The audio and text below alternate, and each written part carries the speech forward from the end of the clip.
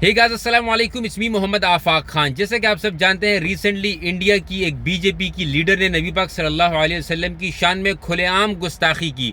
अब हम अगर रिएक्शन में इनके मजहब को गाली देते हैं तो इनको कोई फर्क नहीं पड़ता। ये तो खुद अपना भगवान पाउंड का एक बेचते हैं। ये तो खुद अपनी माँ को जो गाय समझते हैं, जिसके ज़िबा करने पर ये मुसलमानों के साथ जुल्म करते हैं, उसी माँ के गोश्त को ये लोग सबसे ज़्यादा पूरी दुनिया में एक्सपोर्ट करते हैं। तो इनके साथ तो मजहब का कोई लेवल है ही नहीं। इनको दुनियावी तौर पर मारना चाहिए। मिसाल के तौर पे जब कतर और कुवैत ने इंडियन प्रोडक्ट्स का बॉयकॉट किया, ये वो ममालिक हैं जो खुद मुआशी तौर पर मजबूत हैं, तो इनको बीजेपी के लीडर को हटाना पड़ गया और माफ़ी मांगनी पड़ गई, क्योंकि इनके लिए दुनिया जीनत है। दुनिया में ये लोग इसके अलावा और कुछ नहीं कर सकते हैं। बदकिस्मती से जब हमारे मुसलमान इस्लामी जमहूरिया पाकिस्तान की बात आती है तो हम लोग एक दूसरे से सवालात करने लग जाते हैं। भाई बताओ, तुम्हारे फला लीडर ने क्या किया, तुम्हारे लीडर ने क्या किया, तुम्हारे मजहब के मौलवी ने क्या किया, तुम्हारे फिरके के मौलवी ने क्या किया। हम लोग फिर भी डिवाइड हो जाते हैं।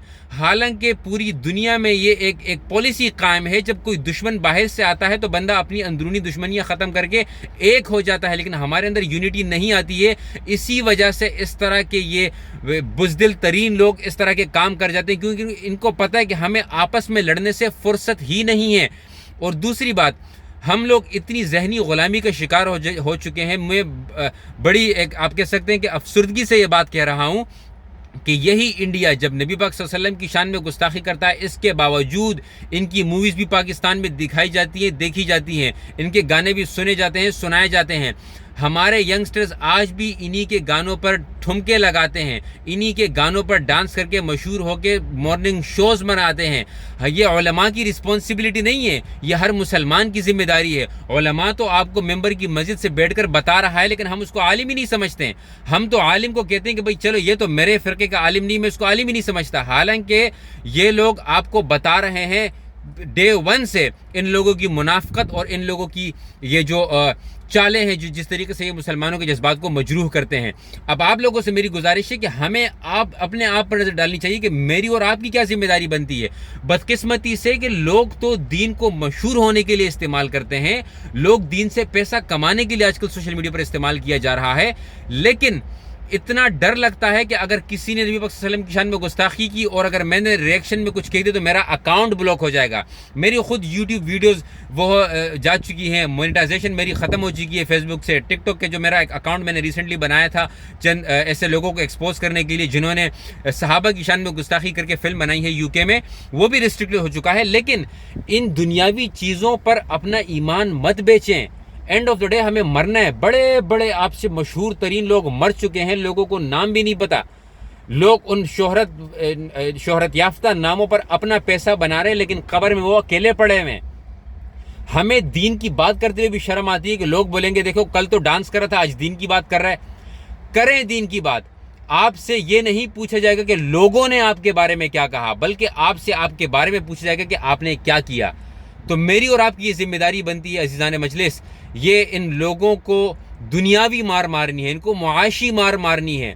जिहाद करने वाले जिहाद करते हैं, जो आपके पास पावर है आप वो इस्तेमाल करें। सोशल मीडिया अकाउंट है, इनके प्रोडक्ट्स का बॉयकॉट करें, इनकी क्रीमों का बॉयकॉट करें, इनके एक्टर एक्ट्रेसेस का बॉयकॉट करें, हर उस सिंगर एक्टर का बॉयकॉट करें जो इंडिया जाकर फ़ख्र महसूस करता है कि भाई मैं तो बहुत बड़ा तीर मार कर आया हूँ। इसी तरीके से हर हुकूमत का, हर उस शख्स का, इंडिविजुअल हो या ऑर्गेनाइजेशन हो, उनका बॉयकॉट करें जो इसके खिलाफ सख्त एक्शन नहीं लेते हैं। आप भूल जाएं कि कोई पीटीआई का हो, पीएमएलएन का हो, एमकेएम का हो, जेयूआई का हो, पीपीपी का हो।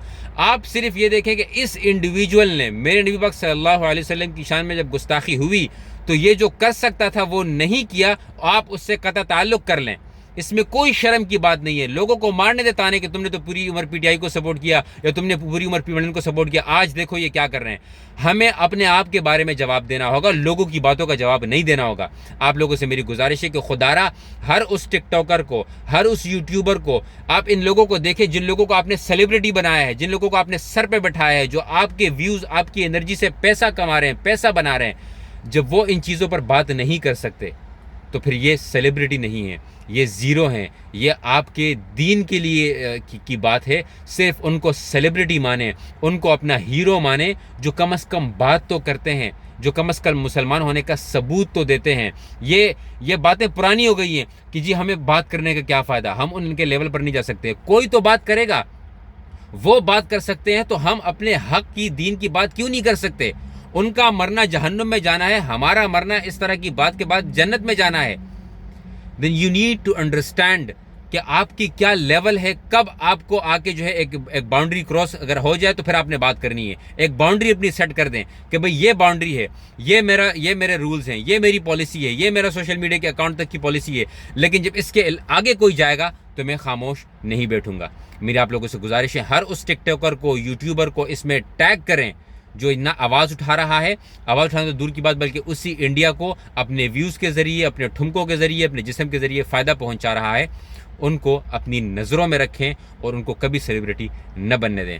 اگر آپ میری ان باتوں سے اتفاق کرتے ہیں تو ویڈیو کو ضرور شیئر کیجیے گا. Thank you very much, take care, خدا پامان.